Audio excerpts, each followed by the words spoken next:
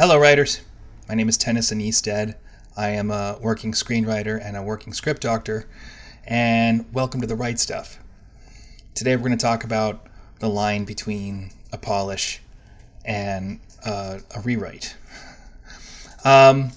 Just to touch on it very quickly, for anybody who's not aware, obviously a polish means putting the finish on a screenplay. Usually it involves adjusting the syntax and the vocal cadences of the dialogue, maybe swapping some lines out here and there. It's basically the least invasive kind of rewrite that a screenwriter can do. And speaking as someone who processes a lot of screenplays and who does a lot of script consultations, does coverage for writers, does coverage for producers, does coverage for film companies,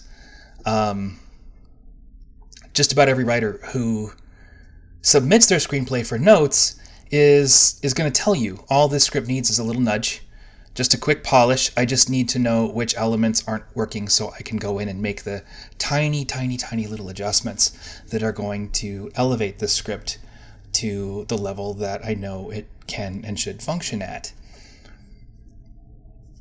And at the same time, I can also tell you that the number one reason why screenplays don't attract attachments and don't attract business is because of structural problems. It's because most writers come from literature, they come from journalism, and they see story as a function of what happens to a character.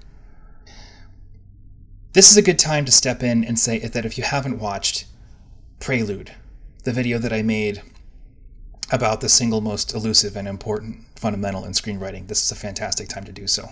It's going to cover a lot of the basic concepts that we're sort of going to be leaning into with this video. So if you haven't seen it, please go ahead. It's right smack in the middle of this YouTube channel's front page. You can't miss it. Go check it out. I'll wait. Actors perform actions as opposed to reactions. We want our characters to be driving the story as opposed to letting the story drive our characters. Okay? When an actor performs a reaction, when something happens to a character and we're asking them to conjure up an emotion or a tonal performance that makes that event feel credible and real to the audience, what we are really genuinely asking that actor to do is sell the story. We're asking them to make the writing seem real. We're asking them to sell the writing to the audience. So if you're hosting a table read and you're working with the actors at the table read and it just feels like you can't find that middle ground between the overacting and the underacting to the point where everything just feels the way that it's supposed to, it's probably not the tone of the performances, and it's probably not the actors. It's probably that the text is asking the actors to sell the ideas of the script, and you just have it in your head that they need to be sold in a very particular way, when in reality they shouldn't be selling anything at all.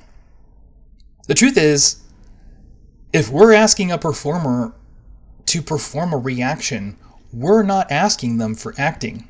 We're asking them for modeling. There's a very short jump from, this is the best toothpaste that I've ever tasted, you have to try it, and, my mom has cancer, and it's the worst cancer ever, and I'm the saddest little boy. There's the only difference between those two sort of performance concepts is the creative intention. Mechanically, they're the same. We're turning actors into models when we let the story drive the characters. We have to let the characters drive the story. And I don't mean that in a thematic sense. I don't mean that in the sense of, this story is about my inner trauma, so thematically, this story is all about me, so I'm driving the story. I mean literally the efforts of a protagonist to achieve an overwhelmingly challenging and unsustainable goal are what is propelling the narrative forward.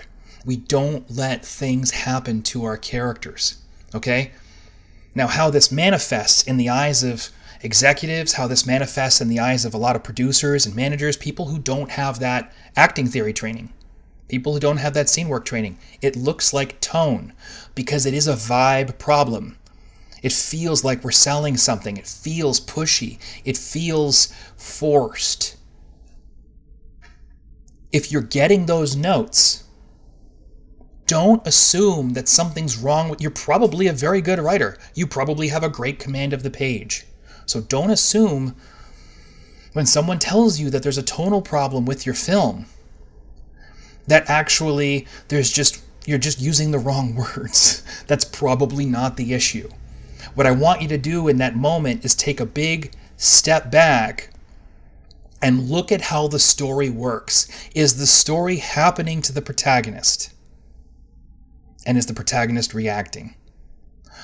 Or is the story about how the protagonist is trying to accomplish a goal of their own that belongs to them for their very own reasons, and we're following them through those efforts?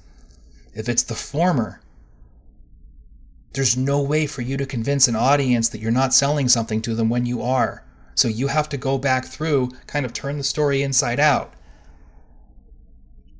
and rewrite the story around what the protagonist is trying to get, not just out of the situation, but in general, and how they're either creating or using this situation, finding and using this situation, or creating this situation in order to achieve whatever it is that they're trying to achieve.